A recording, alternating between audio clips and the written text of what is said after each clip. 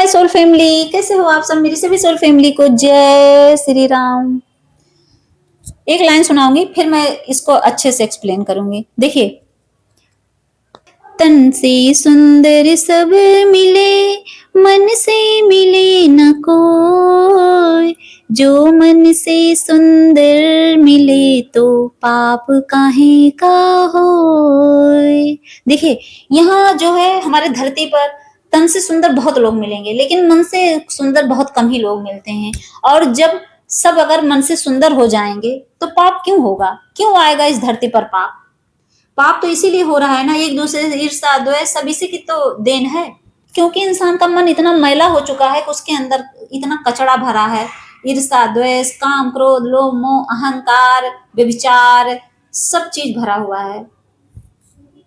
इसीलिए कहते हैं कि अपने मन को जो है सुंदर बनाओ। देखो, तन की सुंदरता क्या है? मान लीजिए मैं ही हूँ, अपने आप को खूब अच्छे से नहाती हूँ, धोती हूँ, क्रीम लगाती हूँ, सुंदर बनती हूँ ना, लेकिन ये सुंदरता कब कितने दिन रहेगी मेरे साथ?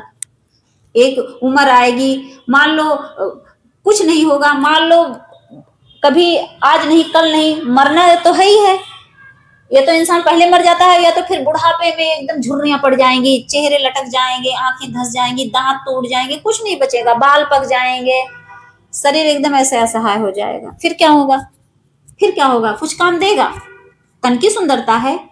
अहंकार में डूबे पड़े हैं बहुत लोग कि मैं कितना सुंदर हूँ। क्या सुंदरता कभी ढलती नहीं है? जितने भी एक्टर एक्ट्रेस हैं आप देख लो, अपने उनकी जवानी की फोटो देखो, आपकी फोटो देखो, सलमान खान के बहुत सब दीवाने बनते हैं, आप देखिए सब। मतलब मैं ये नहीं कह रही हूँ, बात ये बता रही हूँ, एग्जाम्पल दे रही हूँ इसलिए कि आप सोचो कितने भी हीरो हीरोइन, कितनी भी सुंदर प्राणी है इस दुनिया में, सबका चेहरा धीरे धीरे डल हो जाता है, सब धीरे धीरे बेकार लगने लगते हैं, एक डरावना चेहरा लगने लगता है जब बुढ़ापा आता है। तो बचता है क्या?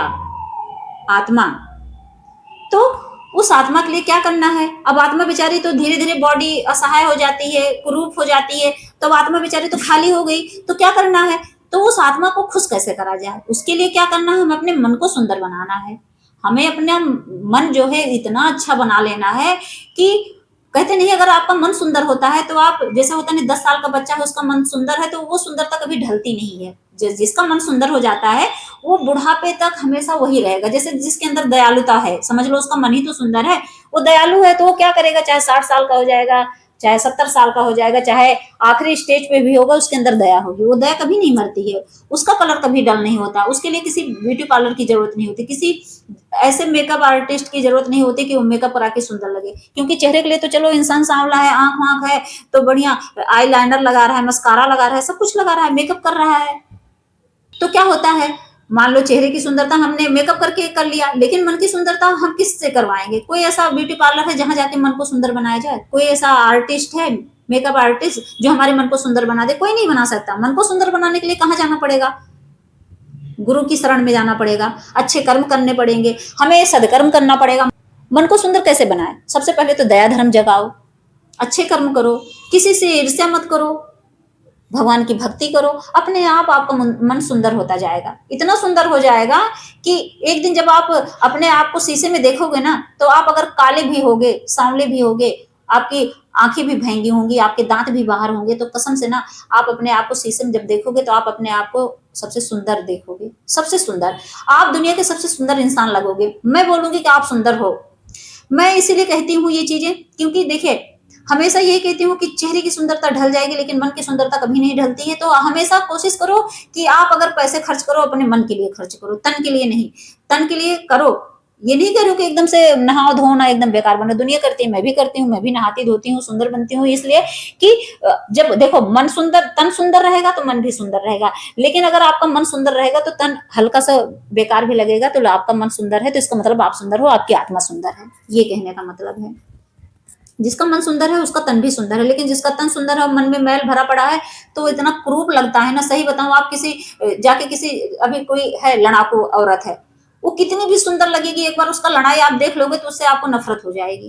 क्यों हो जाती है? इसीलिए तो, अरे हटाओ, कितनी भी सुंदर है, ये तो बड़ी लड़ाकू है। लेकिन अगर कोई सात्विक पर्सन आप देख लोगे, थोड़ी सांवली भी रहेगी, लेकिन आप उसको देख के अट्रैक्ट हो जाओगे। आप कहोगे हाय, इसका नेचर कितना प्यारा है, उसके पास आपको बैठने का मन करेगा। लेकिन कोई कितनी भी सुंदर औरत होगी या आदमी होगा ना, उसके पास बैठने का मन नहीं करेगा, क्योंकि उसका नेचर ही, उसका मन ही नहीं अच्छा है। आप कभी गलत इंसान के साथ बैठ सकते हो? नहीं बैठ सकते ना।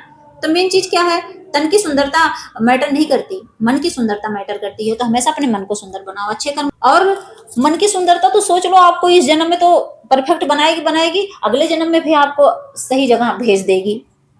सही, जो अच्छे कर्म करते हैं, मन की सुंदरता क्या, अच्छे कर्म किए तो फिर से मनुष्य जन्म मिल गया। और आपका तन सुंदर है तो आप सोच रहे हो फिर से मैं राजा घर में जन्म ली हूँ, मैं तो इतनी सुंदर हूँ, फिर जाके राजा घर में जन्म लूंगी। नहीं, आपको भगवान ऐसी जगह भेज देंगे जहां आपको खाने भी नहीं मिलेंगे। लेकिन आप अच्छे कर्म करके अपने मन को सुंदर बना के चलोगे तो आपको कई जन्मों तक भगवान अच्छे अच्छे चीजें देंगे। कई जन्मों तक आपका जो संचित कर्मा है, प्रारब्ध कर्मा है, वो आपके साथ साथ चलता रहेगा। इसलिए मन को सुंदर बनाने का मतलब है, इसका मतलब कि आप अपने संचित कर्मा का जो घड़ा है वो पुण्य से भर रहे हो, ना कि पाप से। बस यही कहने का मतलब है मेरा। तो हमेशा मन के पीछे पड़ो, मन को सुंदर बनाओ, ना कि तन को। जय श्री राम, जय नीम करोली बाबा।